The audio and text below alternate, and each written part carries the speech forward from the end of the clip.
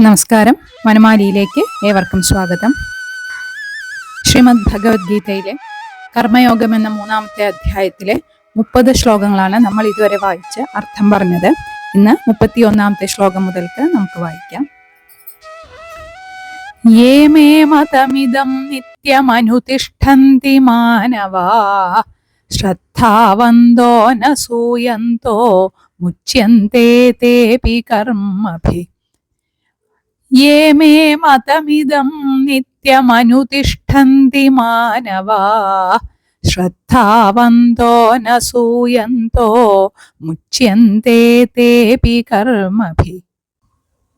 യേ മാനവാഹ, ഏതു മനുഷ്യരാണോ അല്ലെങ്കിൽ ആരൊക്കെയാണോ ശ്രദ്ധാവന്ത അനസൂയന്ത, ശ്രദ്ധയോടും അസൂയാദി ദോഷബുദ്ധി കൂടാതെയും മേ ഇദം മതം അനുതിഷ്ഠന്തി, എൻ്റെ ഈ മതം അല്ലെങ്കിൽ എൻ്റെ ഈ ഉപദേശം അനുസരിക്കുന്നത്, തേ അപി അവരും കർമ്മഭി മുച്യന്തേ എല്ലാ കർമ്മത്തിൽ നിന്നും കർമ്മബന്ധങ്ങളിൽ നിന്നും മുക്തരായിത്തീരുന്നു.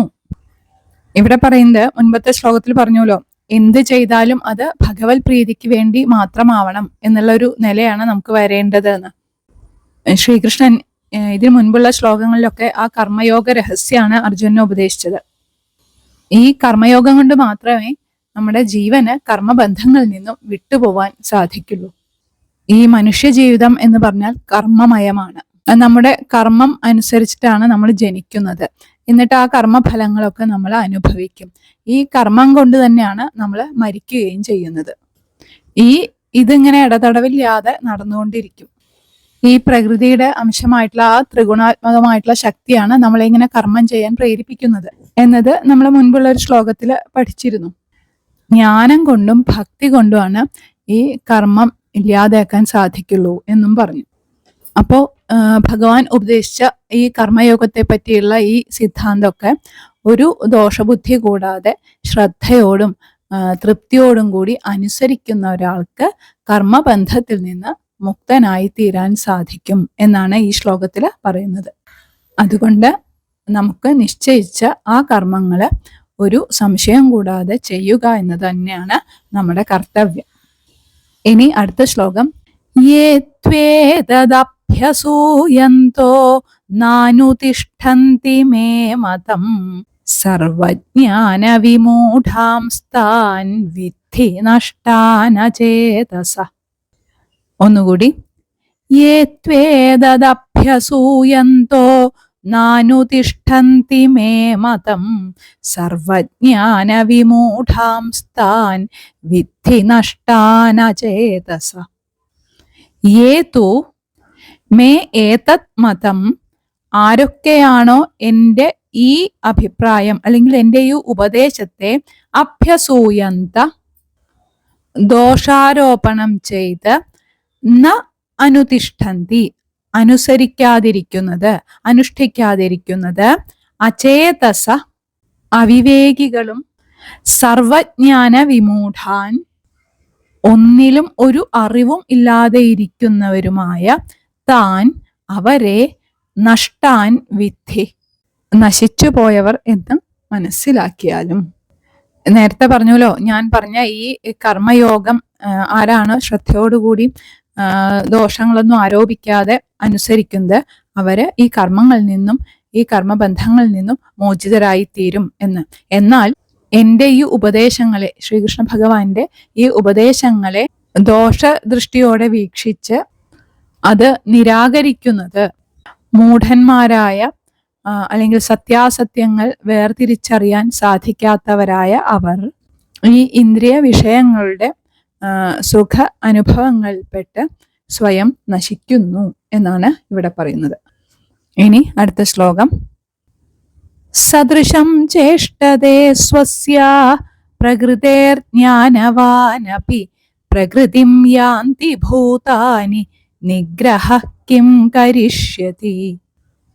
സദൃശം ചേഷ്ടതേ സ്വസ്യ പ്രകൃതേർജ്ഞാനവാനപി പ്രകൃതിം യാന്തി ഭൂതാനി നിഗ്രഹ കിം കരിഷ്യതി. ജ്ഞാനവാൻ അപി, ജ്ഞാനിയായ ഒരാൾ പോലും സ്വസ്യാ പ്രകൃതേ സദൃശം ചേഷ്ടതേ, സ്വന്തം സ്വഭാവത്തിന് അനുസരിച്ച് തന്നെയാണ് പ്രവർത്തിക്കുന്നത്.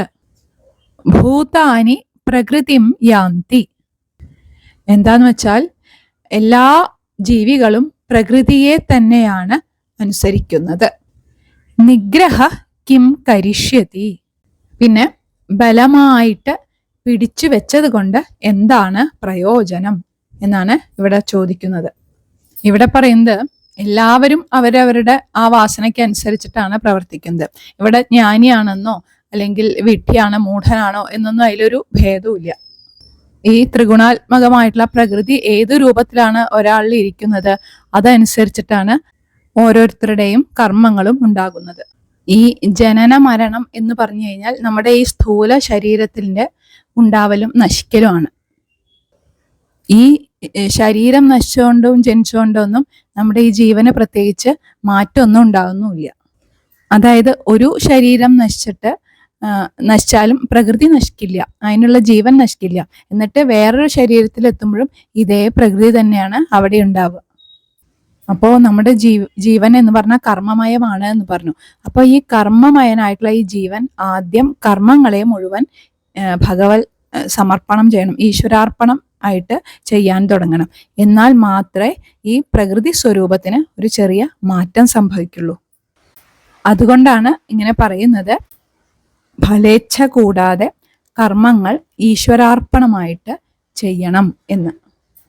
അതാണ് ഇവിടെ പറഞ്ഞത്. നമ്മുടെ ആ ഒരു വാസനയ്ക്കും സ്വഭാവത്തിനും അനുസരിച്ചിട്ടുള്ള നമ്മുടെ ഇന്ദ്രിയ വ്യാപാരങ്ങളെ ബലമായിട്ട് ഇങ്ങനെ നിരോധിച്ചത് കൊണ്ടൊന്നും പ്രത്യേകിച്ച് ഫലമില്ല. നേരത്തെ പറഞ്ഞ ആ കർമ്മയോഗം കൊണ്ടാണ് അത് സാധിക്കുള്ളൂ എന്നാണ് ഇവിടെ പറയുന്നത്. ഇന്ദ്രിയ നിഗ്രഹവും ഈ മനസ്സിന്റെ നിയന്ത്രണമൊക്കെ എങ്ങനെയാണ് സാധിക്കുക എന്നതാണ് ഇനി അടുത്ത ശ്ലോകങ്ങളിൽ പറയുന്നത്. അത് നമുക്ക് അടുത്ത ദിവസം വായിക്കാം. എല്ലാവർക്കും നല്ലത് മാത്രം വരട്ടെ എന്ന പ്രാർത്ഥനയോടെ